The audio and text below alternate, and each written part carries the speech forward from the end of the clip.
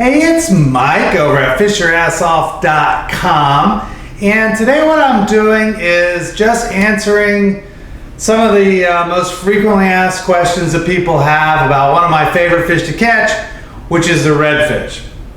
And the question that I'm going to answer is, how deep do you fish for redfish?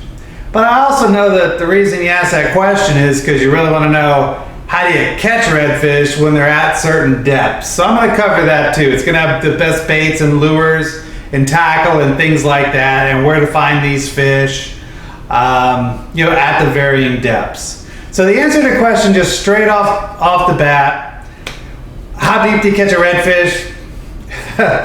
I've caught them with half their back out of the water and maybe 6 inches of water, on some flat or some oyster bar when they're rooting around. Because a redfish inshore is one of the first fish to hit that really skinny water from dead low to the incoming tide. You'll just see them, they'll be scooting right across the mud flat or whatever it is with, like I said, half their body out of the water, looking to get first dibs on those shrimp and snails and crabs and little fish and all those things that are in the potholes. And then other fish start to follow later, but it's almost always the redfish to hit there first.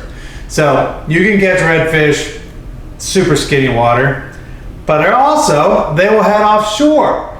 They'll go offshore and be around the wrecks and the reefs and the rock piles and the oil rigs or whatever it is. You might catch a redfish in 100 feet of water. So they're very versatile when it comes to that. It just depends really what's going on. There's hurricanes and whatever, storms and all the different things that are happening in the ecosystem that the redfish are in.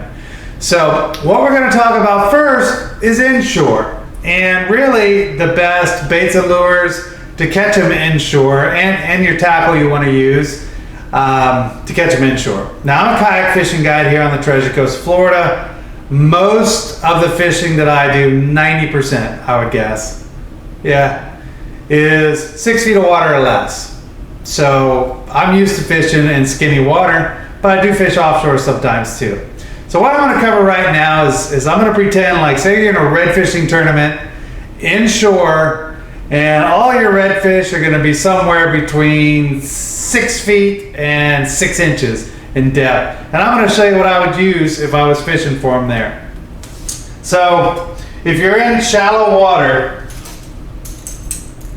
it is hard to beat something like this, where you have popping cork and a fake shrimp at whatever depth is going to keep it just above the bottom, right? Say you're in 3 feet of water, you want to have a little bit less than 3 feet, so on and so forth, okay? So if you're in super shallow water, you might have it this far from the bottom. It really doesn't matter. It doesn't spook the fish, the redfish, for some reason, having a real short leader. Once it gets over, say, around 4 feet, I wouldn't use this setup. I would use the next setup. But this right here catches more redfish and more trout than just about anything I can think of in shallow water. This is such a great way to figure out where they are and catch them. Right here. You can add this underneath the popping cork, a fake shrimp, or just some sort of jig. Just some swimming paddle tail type of thing underneath the popping cork. Doesn't really matter. The cork attracts them and then they see something moving and they hit it. So if I was fishing in super skinny water, this is what I'd use for redfish in that super shallow water. Now, let's say it's more like 4 to 6 feet. Well, then I would really just be exclusively fishing with these jigs with some sort of paddle tail like this. This is a 3-inch paddle tail. But if the bait in the area is bigger, like say it's a larger finger mullet or even mullet, you might want to go with a 5-inch. But that's it. This is how you fish it inshore. These two lures right here will catch everything you want. Now, if you want to just catch, you're not fishing a tournament or whatever. God, I've caught a lot of redfish, but okay, say I caught 1,000 just for a round number redfish. I would bet that 900 of those were caught with just a split shot and a shrimp. So if you're not in a tournament, you just want to catch a ton of redfish, use a split shot and a shrimp, and that's that's the way to catch the most of them, is something like that. But all right, let's look at the kind of tackle you would use for something like that too. This right here is a 3500 series reel. And it's got, I think it's got a 15-pound braided line on it. And I think this is a 7-foot ugly stick. I always use ugly sticks because they're cheap and they last a long time and they work really well for me. You know, some people want a lighter rod with more performance, but I don't really care. So that's a 3500, and that you could pitch jigs all day or pitch the jig with the popping cork all day long and catch a ton of redfish. Now let's say you're fishing some sort of offshore reef, wreck, rock pile, rig, whatever it is. Well, when you're offshore, you're obviously going to need something a little heavier to get down there.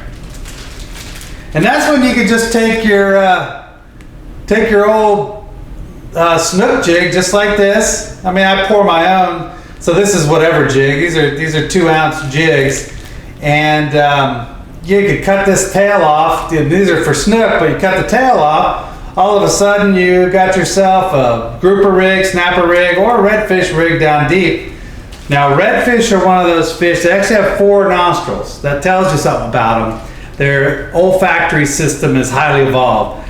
They grew up in a world where a lot of times the water's muddy and murky and dark, and so they're sniffing their way around that world more often than I think they're, seeing something. So they're sniffing their way around the world trying to find some food and avoid predators. And all you would do with something like this, if you're fishing offshore, you could add a little fish to it. Say you had some little scaled sardine, threadfin herring, whatever it is, a piece of shrimp, a piece of squid, anything like that, and get this down to those wrecks and rock piles and catch redfish like this. Say you're still inshore. So this would say if you were going to go down and fish 80 feet, whatever, so deeper. You might even need 3 ounce, 4 ounce. So you just got to figure out what that is based on current, wind, all those different things too. But this basic jig is going to work just fine for redfish. Now, if you're fishing offshore, one of the things you got to worry about, at least where I am, is any reef, rock pile, whatever, has tons of sharks on it. So this is a 5500 series reel, and it's a beefier rod. This is the one I use for catching smaller sharks and tarp. And when I say smaller, I mean less than 5 feet is what this rig is for here. But if I were offshore fishing for redfish, I would use this same rig. I might even have a 6500, because there are so many sharks out there that the days of fighting your fish and yay, this is fun, yeah, I'm gonna fight this thing, it's gonna be awesome, are over. If you do that, you're not gonna get your fish up. You're gonna be feeding the sharks. Those bull sharks and sandbar sharks are gonna take your redfish. Period, in a sentence. You have got to get these fish up faster these days. This even goes when you're fishing the inlets. Those redfish will move into those inlets, and let's say 30 feet of water, 20 feet of water, however deep, whatever part of the inlet is you're fishing, but let's just say 30 feet. So if that inlet is 30 feet deep, all right, you're gonna need these bigger jigs, right, to get down to them. But the sharks are all about the inlets. They are all about the inlets. So if you're right there at the mouth of the inlet, there are tons of sharks there, period. You're still going to lose a lot of baits. Now, as you move further inshore, you might find a deeper cut or canal or whatever, and then the sharks really aren't as big of a deal. But those sharks are all over the mouths of the inlets and everywhere else. So, when you're in there fishing for all of these different redfish that you're going for, these are things you're going to have to keep in mind. You're going to have to beef up your tackle. Different baits and such are going to work better than others when you're there. Like here in Florida, especially on the west coast of Florida, come August, November, the redfish kind of run offshore and they spawn in like 60 or 100 feet of water. So these aren't just a fish that you're going to catch in the shallows, is my point. You can catch them offshore, you can catch them anywhere. It just depends, but you got to just learn how to target them. You got to target them a little different with different baits and things like that. So say you're grouper fishing or snapper fishing, and normally you would just have yourself some sort of rig, dropper loop with a sinker, and then your bait down here, pinfish, whatever you're fishing with, dropping it down. I wouldn't be surprised to catch a big redfish when you're out there fishing for a grouper on some of these wrecks and such. So they're in all sorts of water depths. I guess what I'm saying is you can find them anywhere. So that's how to target them in those different areas. But a jig is really the way to go.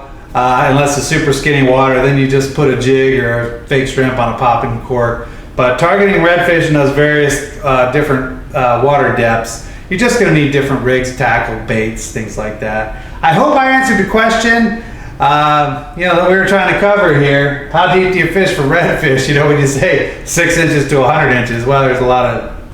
So I'm pretty sure that what people really wanted to know is how do you target them in deep water, medium, and super shallow water. So I hope I answered the question. I hope you enjoyed it. And if you want to learn any more, just go to fishyourassoff.com. We have all kinds of educational information for everybody from a newbie to an expert fisherman. So check us out. And till next time, we'll see you then. All right. Bye-bye.